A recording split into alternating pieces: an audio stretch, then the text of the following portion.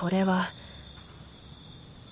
ある男性が体験したという深夜の奇妙な買い物の話である。俺は当時夜勤明けで生活リズムが崩れきっていて、いつも夜中に目が覚めてはコンビニへ出かけていた。その日も午前2時頃だったか。なんとなく小腹が空いて眠れなかった俺はいつも行く24時間営業のコンビニに向かった。街灯が少ない住宅街を抜け交差点を渡る。ところがそのコンビニに向かう途中で妙なことに気づいた。こんな場所にあったか。気づけばいつもの道の先に見たことのないコンビニがあったのだ。看板にはどこかで見たようで見たことのないロゴ。英語のような記号のような文字。けれど疲れていたのもあって深く考えずにその店に入った。自動ドアは静かに開いた。中は静かすぎるほど静かだった。いや、音がなかった。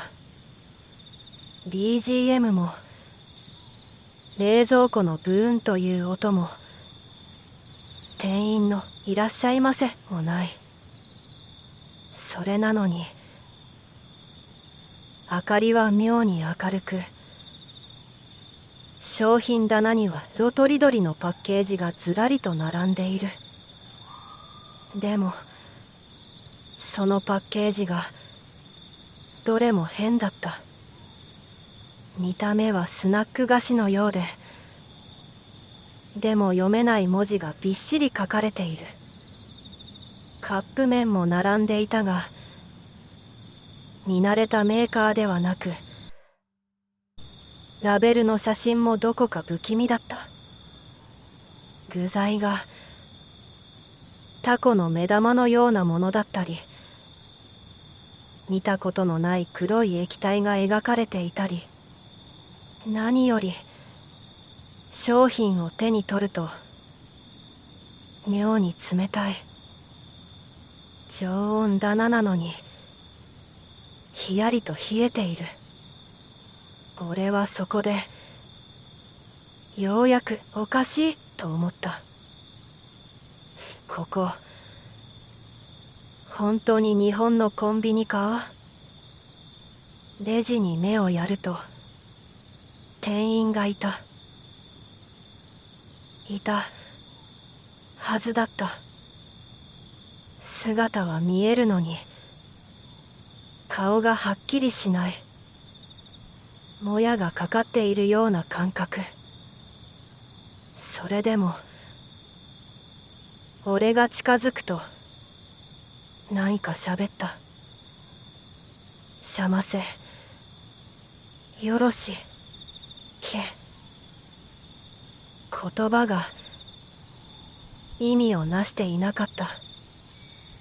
それでも俺はなぜかおにぎり1個を持ってレジに出していた。値段が表示されると書かれていた。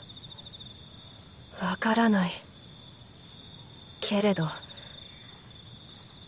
俺は財布から小銭を出して適当に渡した。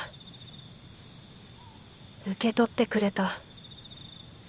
商品を手にしてそっと店を出ると音もなくドアが閉まった。その瞬間強烈なめまいがした。気づいた時俺は元の道に立っていた。振り返るとそこにはただの駐車場があった。コンビニなんてどこにもない。